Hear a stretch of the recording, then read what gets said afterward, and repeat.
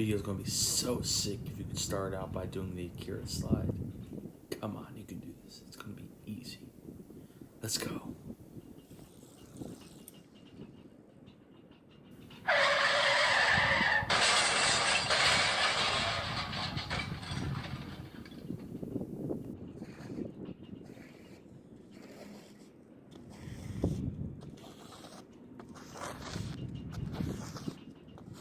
Every once in a while, there comes a film that completely changes everything. Akira is one of those films. Not only is it celebrated as one of the greatest animated films of all time, but in a lot of ways, it helped to really bring Japanese animation to the West. Now, there had been a number of Japanese animated projects before that had gained notoriety in the West, but there was nothing like Akira.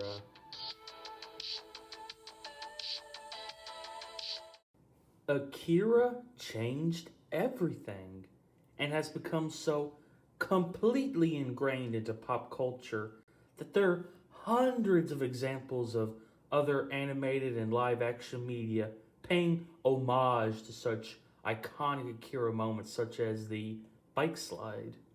I absolutely love this film, as you may have already guessed, but this video isn't a review nor an examination of the film. This is a manga review of the manga that the film was adapted from, and boy, it's a doozy. With over 2,000 pages of art, it is by far one of the longest manga I've ever undertaken. Now, let's get into the general overview and a biography of the creator behind Akira. Before it was the iconic 1988 film, Akira was a manga by the legendary Katsushiro Otomo, which serialized from December 1982 to June 1990 in Weekly Young magazine. Now, the release of Akira actually has a pretty interesting history here in the West. You see, Akira first came to the United States in the form of a more traditional American comic book. It was published by Epic Comics from 1988 to 1995. The manga was not only mirrored to allow for left to right reading, but it was also colored. In fact, Akira was one of the first comics to be electronically colored by the use of a computer and was carried out by Steve Oliff. The version of Akira I read, however, was a Kodansha release published in 6 paperback volumes from 2009 till 2011, translated by Yoko Umizawa, Linda M. York, and Joe Duffy. Kodansha has also released a really nice hardback deluxe edition of the manga, which came as a box set in 2017 in order to celebrate its 35th year anniversary.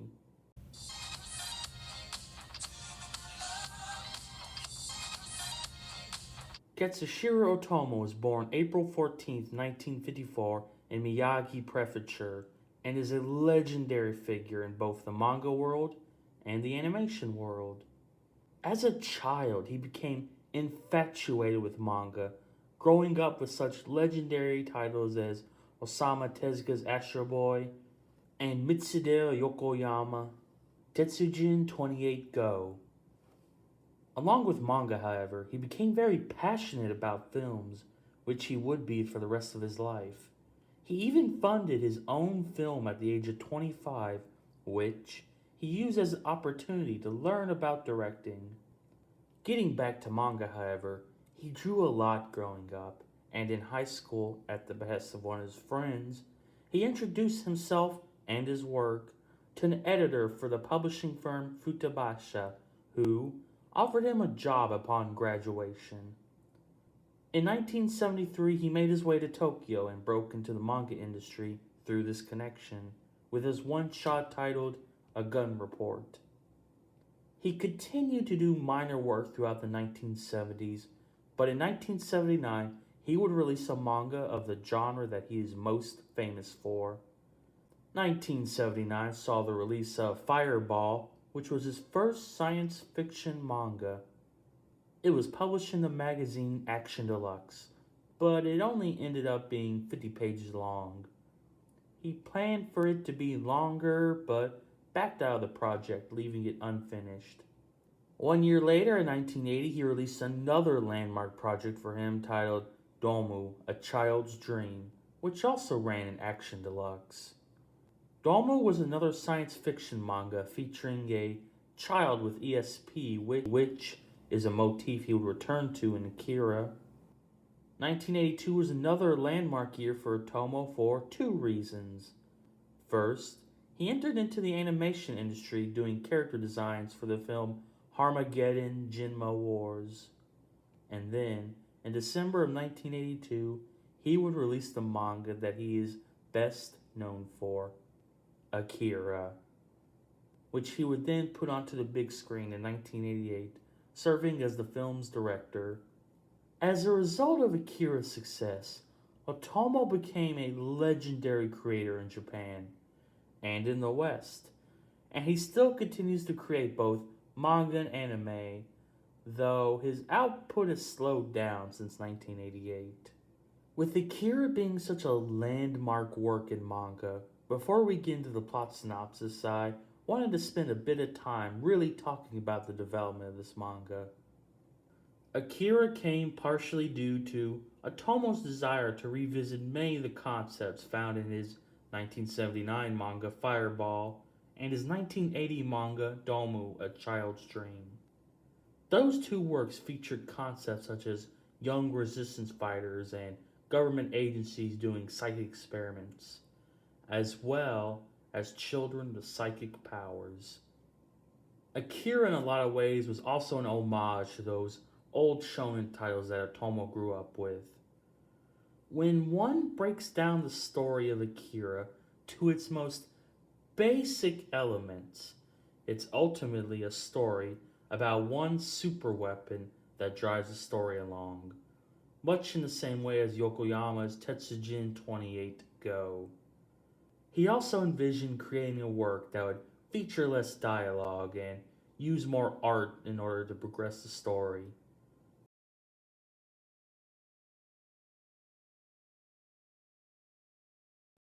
Okay, so this is going to be a bit challenging. Akira is an incredibly dense work and is absolutely chock full of characters and layers that makes it really difficult to give an easy plot synopsis. But I'm going to try my best anyway without giving away too much. Akira takes place in 2019 in Tokyo, now renamed Neo Tokyo, after it was destroyed in a mysterious blast which triggered World War III. The plot mainly centers around two members of a motorcycle street gang named Kaneda and Tetsuo. Tetsuo begins to develop psychic powers after he crashes into another Esper named Takashi, who has just escaped from a secret government research lab where they investigate a group of children with psychic powers. Takashi was able to escape thanks to an underground terrorist organization who wants to learn more about this government project and an individual related to the project named Akira. Takashi is being hunted, however, by the head of the secret government project, who is a colonel of the Japan Defense Forces named Colonel Shikishima. He catches up with Takashi and takes Tetsuo with him in order to get treated after the crash, with his friends being left alone and not told about where he's being taken. At the military hospital, Colonel Shikishima and lead scientist of this psychic project named Dr. Onishi realize that Tetsuo may have psychic powers, and his powers could rival that of another subject named Akira. They then begin to monitor and run experiments on Tetsuo, but he begins to go berserk, suffering from these intense headaches and pains. He escapes from the laboratory and takes over as head of a rival gang known as the Clowns in order to help get the drugs he needs to keep him feeling well. While all this is going on, Kaneda gets involved with a woman named Ki, who is a member of the terrorist organization that freed Takashi. The organization takes an interest in Kaneda because of his previous interactions with Takashi and because he has a pill related to the Akira project, which he stole from Takashi upon their second interaction. Tetsuo, now the leader of the clowns, begins a rampage fighting against other gangs in order to get more drugs to control his headaches. Kaneda decides that Tetsuo is out of control, so he gathers all the gangs of Neo Tokyo together in order to plan an attack on Tetsuo. They carry out their attack and corner Tetsuo, but then the Colonel shows up and offers Tetsuo the chance to better control his powers and to have access to all the drugs he needs in order to calm himself down.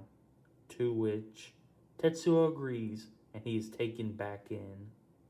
Kaneda and Ki are taken in as prisoners as well, but they are able to escape after Ki gets possessed by the three espers who are part of the Akira project.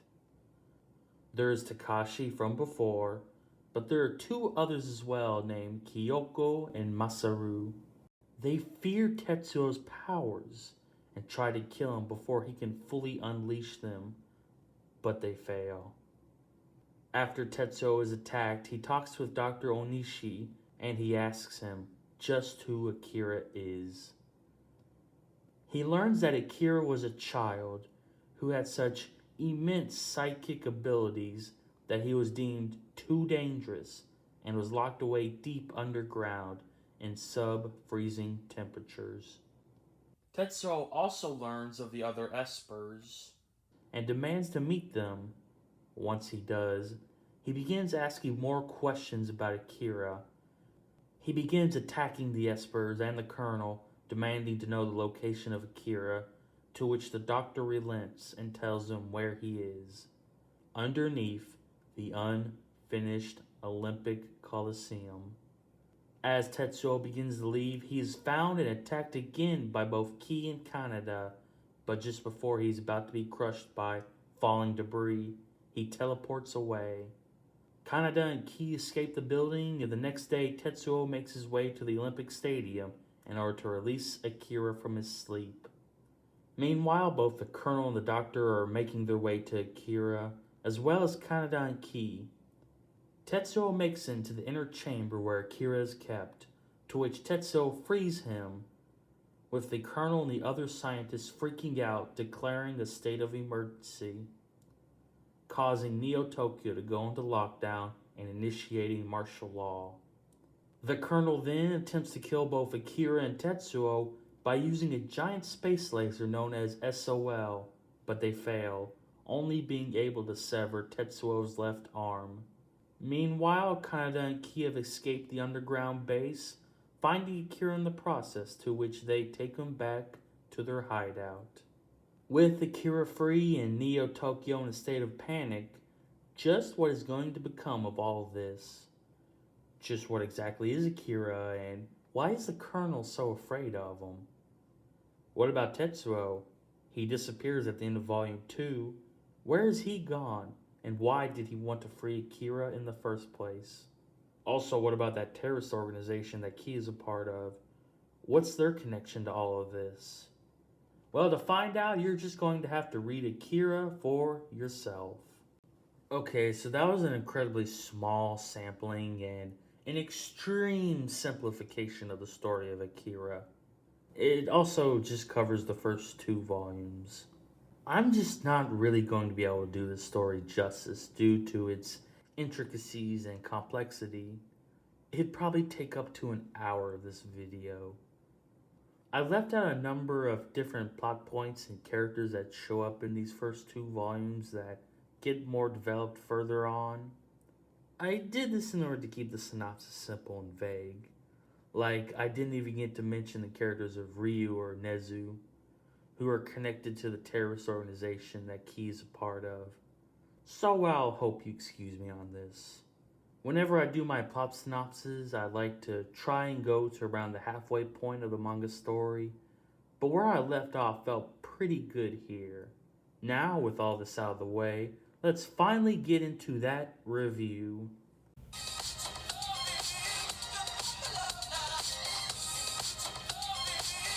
Starting with the art, it is absolutely stunning from start to finish.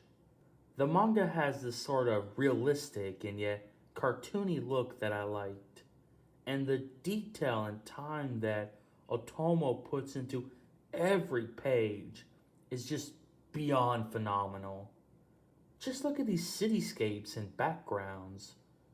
They're all so full of detail and so much time and effort went into them that it's absolutely jaw dropping. He's also taken such special care and attention in the drawing of debris and explosions. It's the images of destruction, especially in the later volumes, that really allowed the art to stretch its legs and show the immense talent that Otomo and his team had. Speaking of which, he is great at drawing and depicting violence in a way that gives it a real impact and power.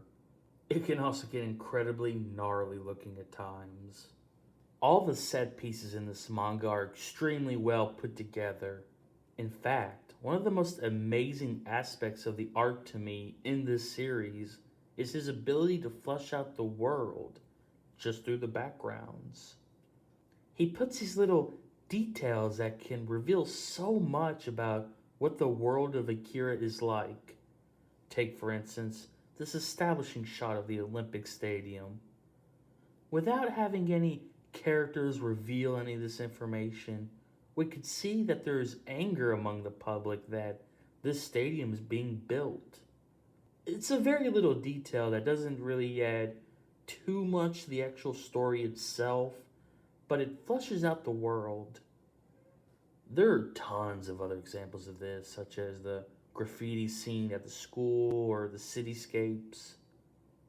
Without having a character just come out and say something like, "Man, don't we live in a dysfunctional city? Boy, it sure makes me angry."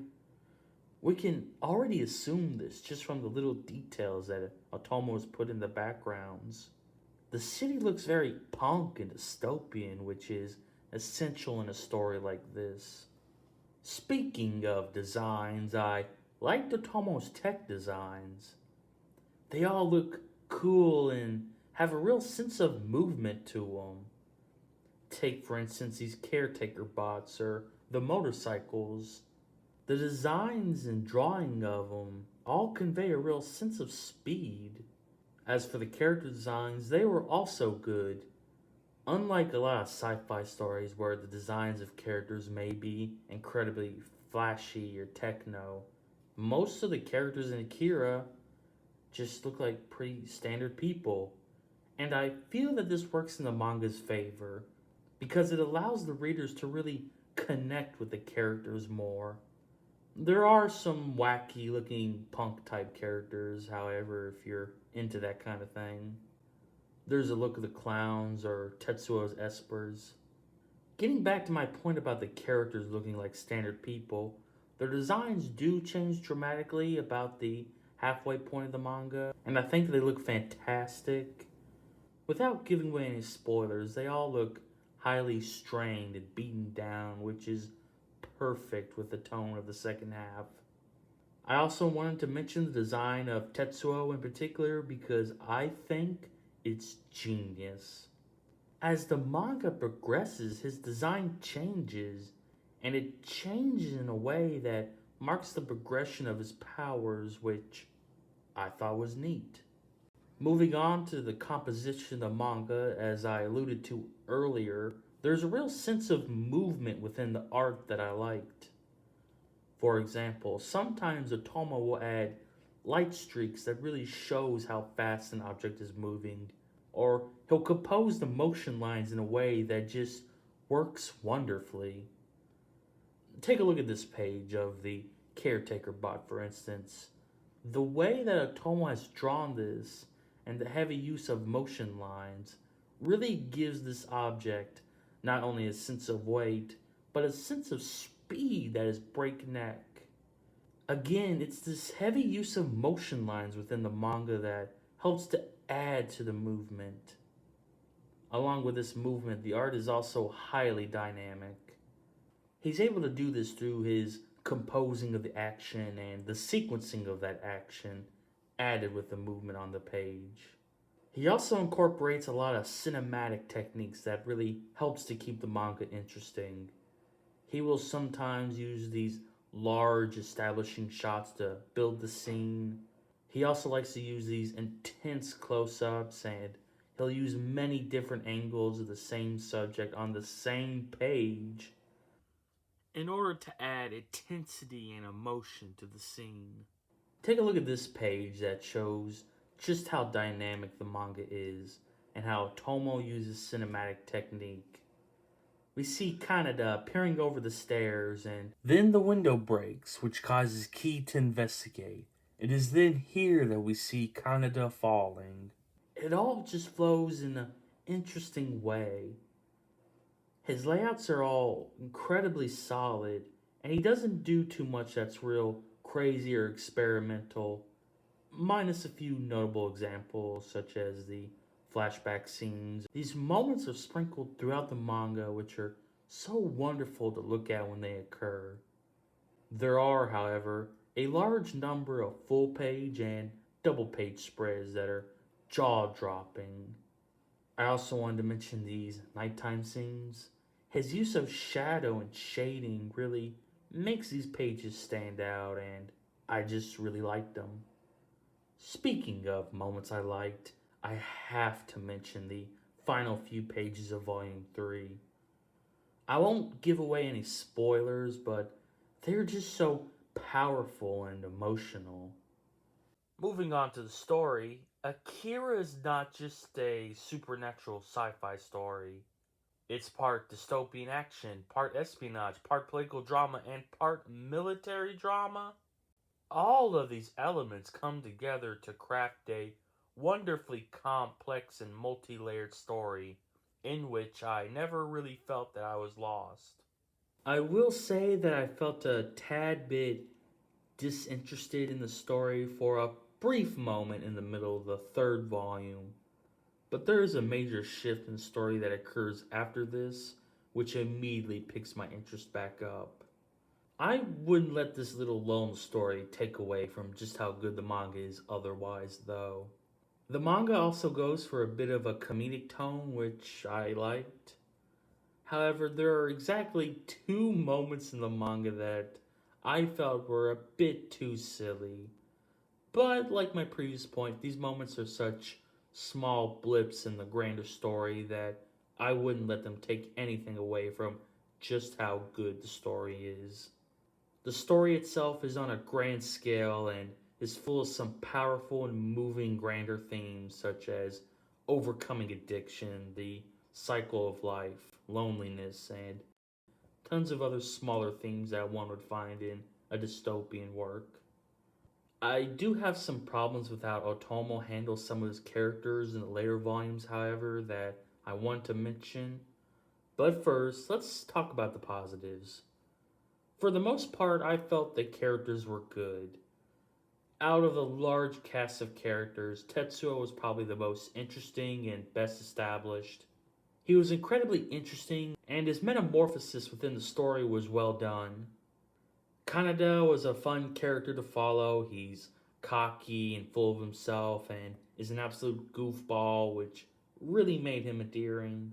Ki was a well done character as well. Her strength and internal conflicts made her interesting, and by the later volumes, she was an absolutely awesome character to watch kick ass. I also liked how Otomo depicts her and Kaneda's relationship. The way that they talk back and forth and their immature bickering made their relationship feel real. They are teenagers after all. Speaking of which, I generally enjoyed the character interactions in this manga. I felt they are done really well considering who the characters are and how they would realistically interact with one another. Otomo is good at creating realistic characters. Kaneda and Tetsuo are both teenagers in the story and, well, they act like teenagers in a highly realistic manner. Now, since Akira is chock full of characters, I'm not going to be able to talk about all of them. But I did want to mention the Colonel real quick. He was just an absolute badass and was incredibly fun to watch. Now, getting into some of my problems I have with the characters. Since the manga is full of so many characters, it's inevitable that some of them are not going to be developed as well as the main cast. The character Chiyoko, for example, while she's an absolute badass, I didn't feel that she was well developed. She just appears out of nowhere in Volume 2, and we aren't given much about her, nor does she develop much outside of being Key's protector. But the biggest offense to this problem of a character just showing up is the Perm Man or Tetsuo's aide or captain. Yeah, he doesn't even have a real name. He also just appears out of nowhere in Volume 4, and we are never really given any kind of explanation for why he's working for Tetsuo or any background to the two meeting. He just tags along for the rest of the story with no real development at all. Now, earlier I praised how well done Key and Canada's relationship was done, but I felt that the relationship between Key and Ryu was quite poor. The two don't spend too much time together, and so they don't have much time to develop in terms of just what their dynamic is. In fact, Ryu almost just completely disappears from Key's life in the later half of the story. It felt like Otomo was trying to build up something interesting between the two, but he was just not able to pull it off. Ryu's relationship with Yamada, on the other hand, was well executed in the extremely short time that the two had together. The interactions the two have was able to create an interesting dynamic between them, and ultimately the conflict that the two faced together kept things interesting.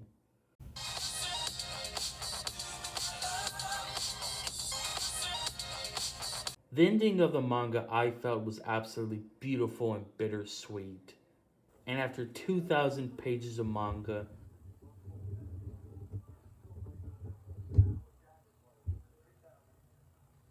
I found that I loved just about every minute of it.